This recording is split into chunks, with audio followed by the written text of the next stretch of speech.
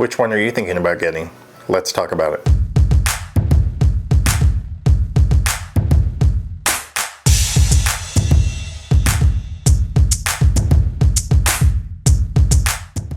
Hi everyone and welcome to the channel.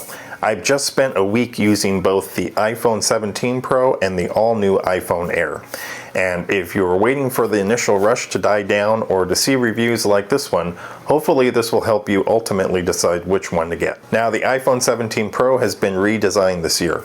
Instead of the camera bump that we're used to seeing like on the iPhone 16, they are now using a plateau. When you put your phone down, it doesn't make it as wobbly on the table, but there still is a little wobble with the actual camera bumps themselves. Compared to the iPhone 16 Pro, not much has changed with the overall size. There's this new cosmic orange color for the iPhone, which seems to be the most popular right now, and it's a cool color and nice change from the typical colors Apple offers for the iPhone Pro lineup. iOS 26 brings new features along with the new liquid glass UI, but if you're not using the new iPhone, you can still get iOS 26 on your phone down to the iPhone 11. The camera is improved and has a new feature where you don't have to rotate your phone for portrait or landscape selfies. It's available on the front-facing camera. And speaking of the camera, that's a good reason to talk about the iPhone Air. This is the iPhone Air and, well, it's impressive. This phone is so thin. It's actually as thin as my iPad Pro and way thinner than the iPhone 17 Pro. The screen is just slightly bigger too. And you wouldn't think that would make a big difference, but when you're holding this phone and looking at an app, you do notice the bigger screen. The buttons on the side are just big enough to fit the side profile of this phone.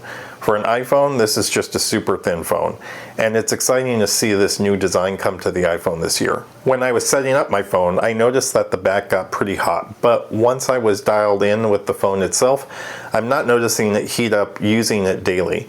The battery does take a hit, but it's not horrible. I usually charge while at my desk, and I've never ended the day with minimal battery left on it. If you're a heavy camera user, I couldn't recommend the iPhone Air. It has a single lens compared to the 3 camera lenses on the Pro models. Also, there's no macro on the iPhone Air either. I have a short here that will show you the differences in cameras for both phones. For either of these phones, you're probably going to want a good case for it. And Ryan London makes excellent leather cases for all of the phone models this year. They're located in London, and the quality and workmanship of these cases just can't be beat. I've got a discount link in the description here for a discount on their products. Now, looking into the future, one thing to note is the comparison between the iPhone Air and the Pixel Fold. Signs point to the iPhone foldable phone, which some have suggested will be 2 iPhone Airs together. And to me, that kind of makes sense. If you take a look at the Pixel Fold, one side is about the same thickness as the iPhone Air. So if you look at the Pixel Fold, you might be looking at the future iPhone Foldable.